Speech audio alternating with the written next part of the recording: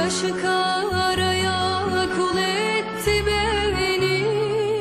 Ben bu derdi yere çaldım sanırdım, bir kuru çalıya dal etti beni. Ben bu derdi yere çaldım sanırdım, bir kuru çalıya dal etti beni.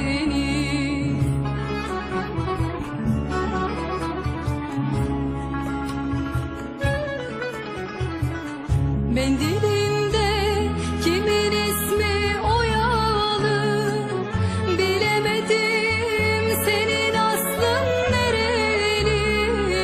Söyle güzel, bende olan oralı, o kömür gözlerin deletti beni.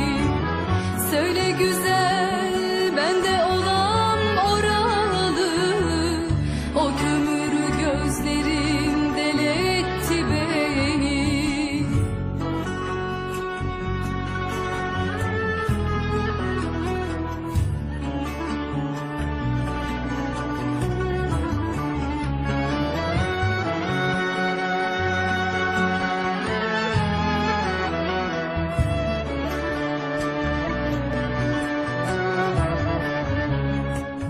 Yüce dağlar gibi başın kariydi, bir incecik yel vurdu da eridi.